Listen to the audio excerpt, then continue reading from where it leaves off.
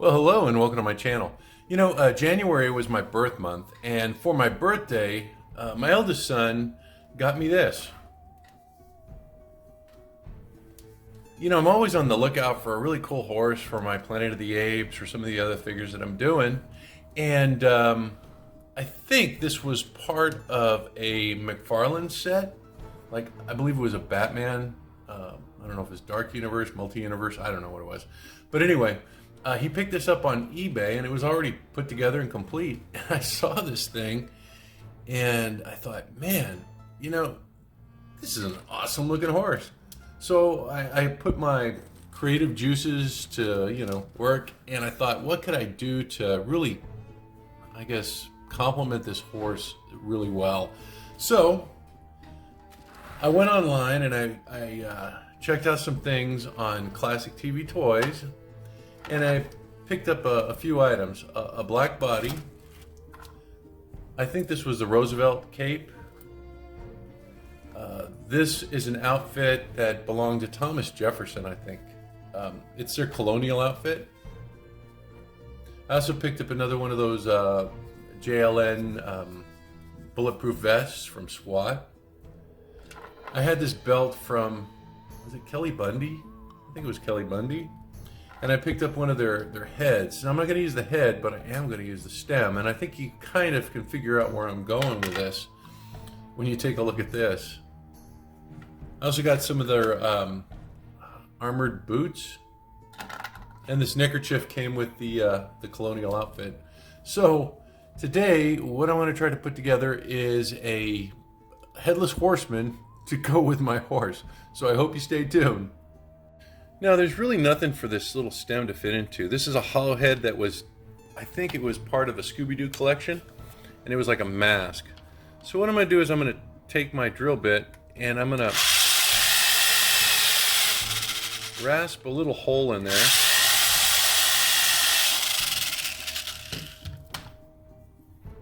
So that this neck stem can kind of snap in.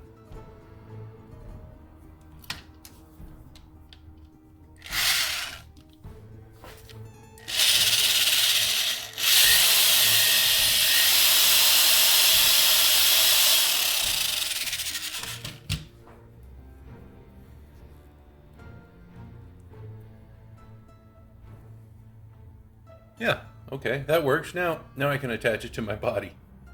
One piece I forgot to mention is, a headless horseman has to have a dangerous looking weapon. So I found this on Classic TV Toys as well. It's like a, I don't know, it's a wicked axe? I don't know what it's called. But this is going to be the main weapon for my headless horseman. So what I'm going to do is I'm going to prime it first. I think I'm going to prime it in silver, and then I'll do some painting on it. But boy, doesn't that look cool? I decided while I have my axe, I primed it, and while it's drying, I thought I'd go ahead and get the rest of the figure done. Because, I'm not going to have to do any painting on this guy, I'm just going to kind of assemble him. If you were lucky enough to get the Mego Headless Horseman, kudos. That thing is so cool. And when they had their convention this summer, I thought for sure that they would re-release the figure. There would have been a lot of hype, but I don't know, for whatever reason, it just didn't happen. So this might be my chance to get a headless horseman. I could just get online and bite the bullet and buy one, but gosh, they're so expensive.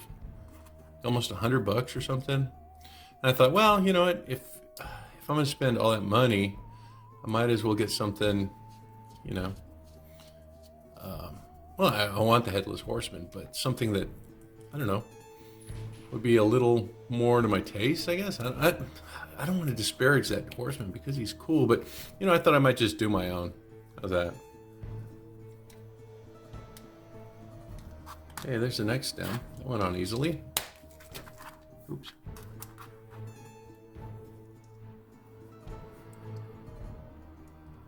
I think the one that I have today is kind of patterned after the Headless Horseman movie of the 1960s, the Disney one. That's always been my favorite. There's been a lot of Headless Horseman movies, but you know. The cartoon has always been my favorite because I was a little kid. It terrified me, you know, Halloween when they would show it. Because you can empathize with Ichabod Crane, you know, he just kind of minding his own business and just likes to eat, I guess. And then he gets chased by the Headless Horseman on the way home. It was kind of humorous. I think Disney tried to make it a little humorous for kids, but still, you know, it could be scary. You know, this shirt is really nice. I think I might pick up another set just for pirates or something. I don't have any of their presidential series. You know, from what I understand, they were pretty popular. I might pick up a couple. I was thinking about doing a Abraham Lincoln because I'd like to use him for my Star Trek collection. Remember that episode, Savage Curtain? I don't remember what it was called. Where Abraham Lincoln beamed aboard the Enterprise and Kirk and Spock had to fight like these evil characters from history. And what was the name of this? Was it Sarek? Who was the Vulcan on their side? Oh, he's coming along nicely. Look. Get his boots on. Yeah, I wanted to go with these kind of like night boots. I think that's looking pretty good. All right, so let's see what's next. I guess this part. I don't know how I'm going to get those cuffs to pop through. Maybe I'll just be careful. Oh, you know what I forgot? I wanted him to have like a armored appearance. Oh, I almost forgot the belt. So I thought that bulletproof vest might be cool, you know, like a neat padded armor look. Because the Mego version has that really neat leather jacket. And I thought about using the Rocketeer jacket, but it just looked, I don't know. It kind of looked forced, if that makes any sense. And I figured I might as well do something more original. That belt looks nice. I've used this belt a lot. I got a bunch of those Bundy figures. Well, maybe not a bunch. I got like maybe 3 of them. So I have a lot of accessories. I'm going to use one of the outfits as a Starfleet uniform. I want to do a Yeoman Rand. I did a really neat Nurse Chapel. Came out nicely.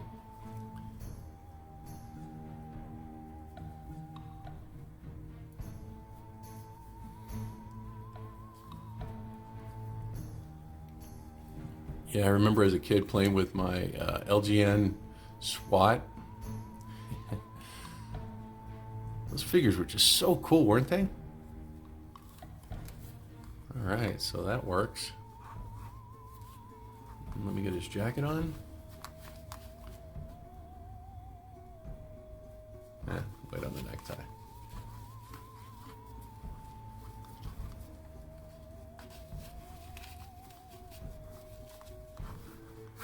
Yeah, he's looking pretty good.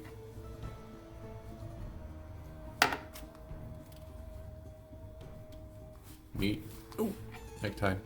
All right, I'm gonna go check on the progress of my my axe,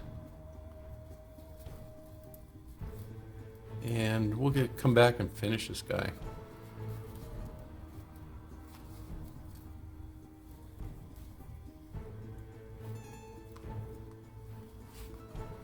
Yeah, he's looking really cool. All right, I'll be right back. So I have this little piece primed, and now what I'm doing is I'm putting on the layer of silver. It is a wicked looking axe. My only concern with this piece is that it's resin, and I'm kind of like, well, first of all, you got to be kind of leery about resin stuff because you don't know if it's going to snap or break. Unless you use the ABS stuff, and this wasn't ABS. I did a hammer from World's Greatest, and that was ABS.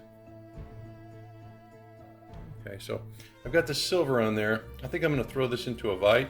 Oh, you know what? There's a bottom part too. Let me get that.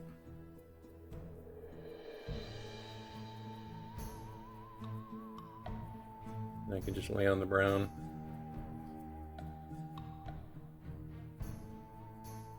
Yeah, I'm definitely going to let that dry, and then I'm going to put on the brown for the shaft. Now it's time for the brown. I'm going to use I guess a lighter brown. I've got this Morn Fang, because I have this wash. It's called Agrax Earthshade, and I'm hoping it just kind of like gives the blade a rusty appearance, and then kind of like darkens this wood for me. So, you know what? I need my glasses. Stinks getting old. My father-in-law warned me about that. He always told me, don't get old. It's not worth it.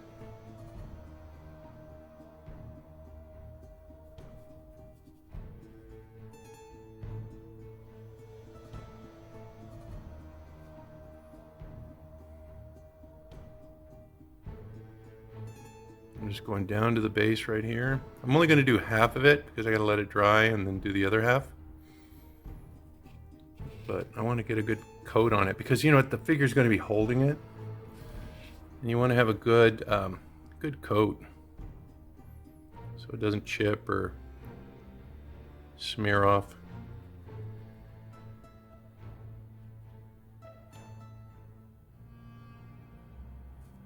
Okay, so that's half of it. I'm gonna let it dry, and I'm gonna go back and do the other side. I think that's had time to dry, so let me go ahead and do the other side. But I still have to let it dry to put the wash on. It has to be like totally dry, or else the wash just kind of muddies up the colors that you have there.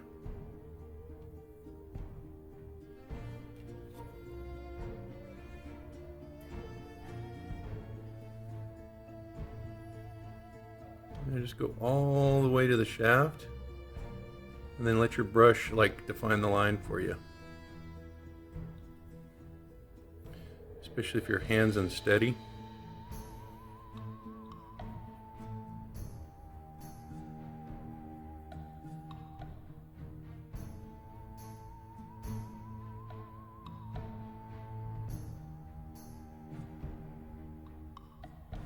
All right.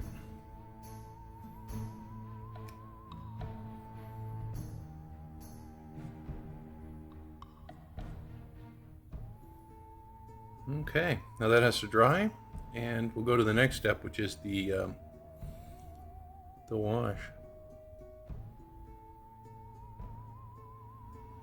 You know, if you got these little streaks and stuff, it's not the end of the world.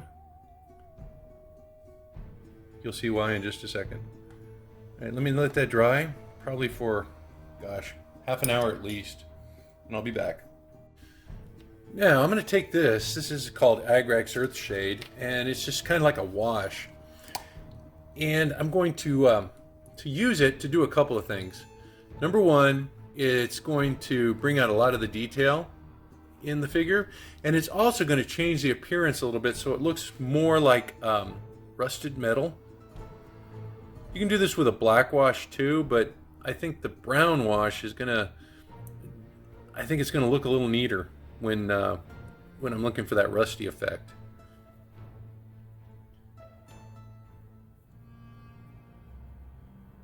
See, it looks like an old rusted battle axe.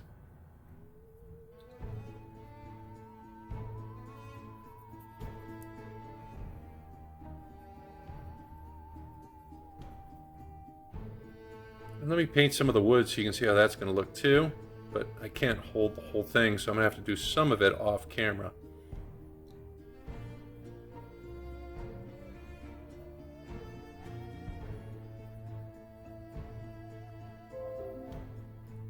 Yeah, see what a difference that's making? And it's just really easy to do. I mean, there's really no skill involved. And you get something that looks like that. You just got to make sure it doesn't pool in certain areas, unless you want it to pool. So I'm going to do the rest of that off camera. I'm going to go ahead and get it sprayed with my clear coated enamel and get the figure ready too. So I'll be right back. Yeah, that looks neat. Wow, so there's my Headless Horseman. And that horse is really cool. I can see myself using it for several other things. You know, Planet of the Apes, maybe even my Batman, because I have one of those Dark Knight Batmen. But very easy custom to do, and you can get some really good results. Say you're like me and you didn't get that Mego Headless Horseman, but you really want to have your own. It's a good way to do it. I really dig that axe. That axe looks terrifying. See if I can get him around here without knocking over the horse. Here's the other side view.